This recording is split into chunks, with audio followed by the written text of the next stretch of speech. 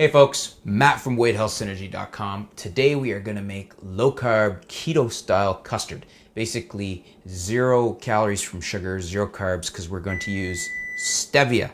As you heard in the background, my oven is preset now to 325, so I let it heat up. You need to do that first. It's 325 on your oven because we're going to bake this custard. And as I mentioned, we're going to use stevia as our sweetener. So it's basically just eggs. I got some cream on the stove, and we're going to blend it all together, and let's get going. We're going to use 6 eggs here. What I'm going to do is I'm going to use my Vitamix. So it may sound kind of funny, but what we're going to do is we're going to take our cream, and I heated mine up on the stove just to get it a little warm. You don't have to, but it makes it all warmed up and gets the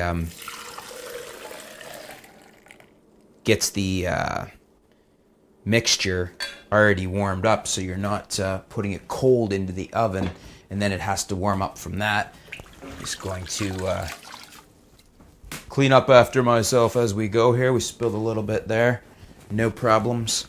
So we've got our half a pint. You can double this recipe. This recipe I'm using is half pint or half a liter. It's 2 cups, 500 milliliters of cream, heavy cream. It's 35% whipped cream.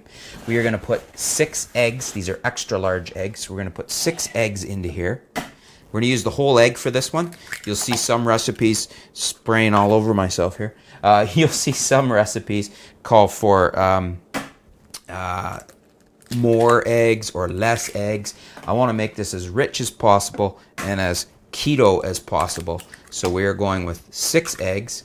To be careful here, I'm splashing eggs, and we don't want to do that. So that's 4. And some eggs will use some yolk and some whole eggs. So I'm just going with 6 whole eggs here. So we've got 6th going in right now. There we go. As you can see, we're getting up to about a liter of mixture on the Vitamix here.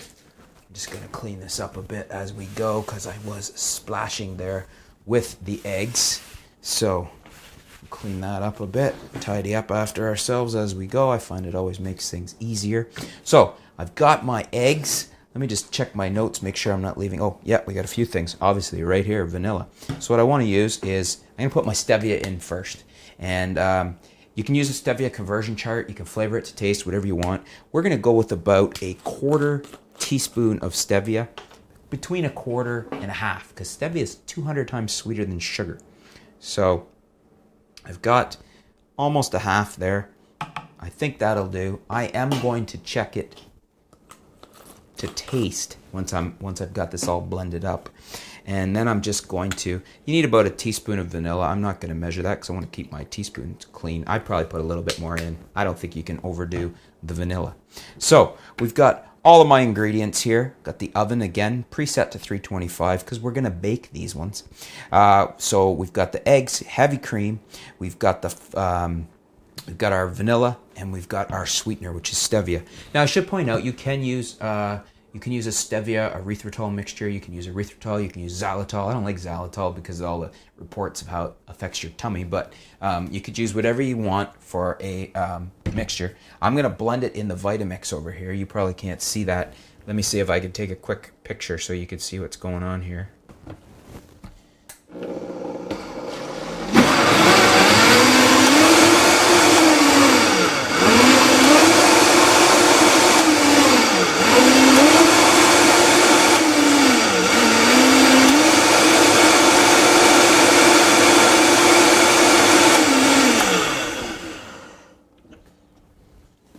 Okay, so as usual, the Vitamix makes quick work of that. So now we've got all our ingredients in, and what we're going to do is we are going to get our ramekins. I'm going to use ramekin cups. That's what people call these. I don't know. Pudding cups, custard cups, the glass ones. We're going to got 4 of those. I can only find 4, so I grabbed a couple of, I think these are 250 mason jars in case I need extra. And then the other thing I did, I'm just going to go over and flip it on, make sure it's still going, is I ahead of time had boiled about 1 liter of water. So you might want to make sure that you got the water boiling ahead of time so it's ready to go. See, I don't know if you can hear that, but it's already pre-boiled, so now it should just take a minute to do that up. In the meantime, what we're going to do is we're going to take our tray. You need a baking pan. I don't know if I mentioned that, but you need a baking pan, and just big enough so that you can put water mostly up the sides of the ramekins. And as you can see here, I'll show you a shot of this here because you can see how that sits in the pan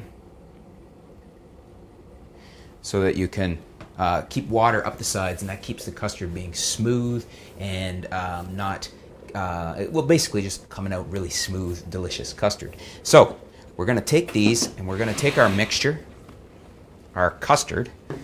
It's all nice and frothy here already. We're going to fill up these. I guess the froth on the top is from the blender. I shouldn't say it's all nice and frothy. It is from the blender, but it wasn't. That's because I blended it. You can whisk it if you don't want to use the blender. I decided to use the blender. I use the Vitamix for just about everything because, well, I love my Vitamix for one thing. And I just find it does an easy, quick job of things. I'm probably going to have to fill these up even more than I'd thought. And I'm probably going to have to, for sure, use my mason jars. And hopefully they will fit in here too. It looks like they will. It may be tight. I maybe should go with a bigger. No, I think we'll be good. We'll just be careful when we're moving these around.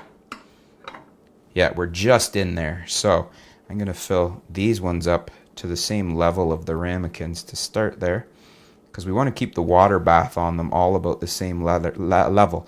The water bath allows so that basically it never gets any hotter than the temperature of boiling water, because you're not going to boil the water in the stove. So I'm going to fill these up as much as they'll go, and hopefully we can just, well, we will. We'll put the rest of this mixture in until we are at all 6 of them, like so. And then I'm going to top up these ones with the last little bit of it. And I'm really looking forward to this, because sometimes you just get a craving for something sweet when you're on the keto, low-carb type diet. And this is sweet, but with no payback, no drawbacks, no you don't have to pay the piper. The stevia is really good. If you don't know about stevia, it's actually even good for diabetics to help regulate their blood sugar. It has no sugar impact on your blood sugar in the sense of no insulin response. So it's great for this type of thing. So we're going to get this in the oven now. Oh, no, wait, sorry, almost forgot. Let's bring our kettle over, because we have to put the water bath in. I almost forgot. You know, sometimes it's hard trying to film a video while you're cooking. Not that I mind, but if it seems like somebody's absent-minded when they're doing a video, they're trying to pay attention to, you're essentially multitasking. You're trying to pay attention to quite a few things at once. So this should be interesting. I might even need to get some oven mitts out, because we are filling this up as we speak. How high am I on this here? Okay. You want to probably go as high as you can up the side of the ramekins without overflowing. That's probably enough for our water bath. I'll show you a shot here just so you can see what we've done. Take a picture.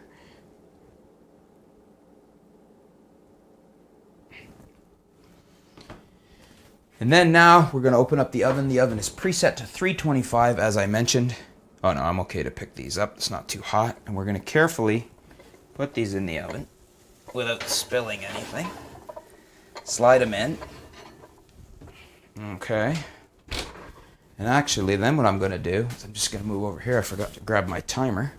Keep walking in front of the camera on you guys. I'm going to get my digital timer for cooking here. This is my cheap little digital timer. And we're going to set this to 30 minutes. We want to check them at 30 minutes. And at that point, we want to see if a knife comes out of them and it's clean. In other words, nothing's sticking to the knife. That's like our test to see if they're cooked. If you put it in, the knife comes out with stuff stuck to it, then they probably haven't cooked enough. But we'll check them at 30 minutes and see how they're doing then. I'm probably not going to continue the video to the 30 minutes, but we'll pull them out. And what I will do is I'll do a little quick addendum on the end of the video showing you the finished one, and just maybe do a little taste test and tell you how they taste. I'm sure they're going to be delicious. Anyways, there you go, folks. I will put the ingredients and directions down below in the show notes so you can check it out. But basically that was 6 eggs, a half a liter of cream. Those are extra large eggs. I put in about a teaspoon, or to taste, it was probably more for me, of vanilla extract. And I put in between a quarter and a half teaspoons, probably closer to a half teaspoon of stevia. Bear in mind, stevia is 200 times sweeter than sugar, so you want to be really careful with that and not overdo it. Set your oven to 325 ahead of time, so it's ready to go when you got your mixture done. Boil your water about a liter ahead of time, so you've got that ready to go for your water bath. You'll need a large baking tray, baking pan, as I had there, a glass one.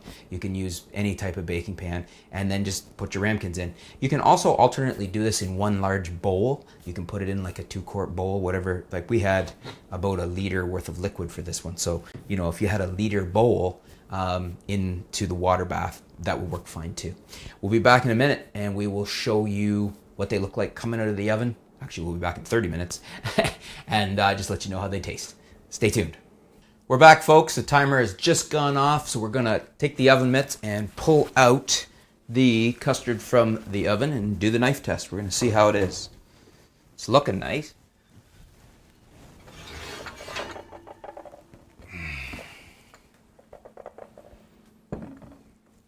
It looks very nice.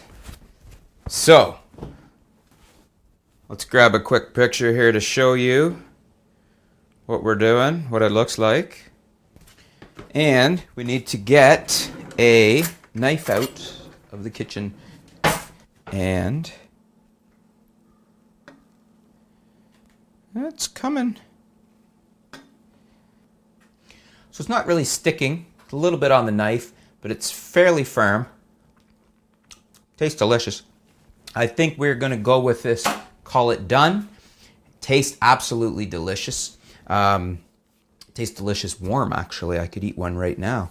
You know, let's do a little quick taste test with a spoon, just because I'm curious. I want to see how that tastes. So I've got a little bit here. That's good. That's really good. Nice amount of sugar, of the stevia, almost said sugar. Probably could have gone a little bit more if you like things really sweet, but I think it's pretty good just as is. Next time I make it, I may try the stevia erythritol blend that I have, because that tastes even more like sugar, and the erythritol is perfectly fine for you. So anyways, that is how to make some low-carb keto custard. If you want to try it out, as I said, I'll put the ingredients and the directions below, or you can just follow along in the video after you've watched it, or watch it along while you're baking. Thanks for tuning in. Stay tuned, and we'll be back soon with some more recipes, some more great videos here on weighthealthsynergy.com.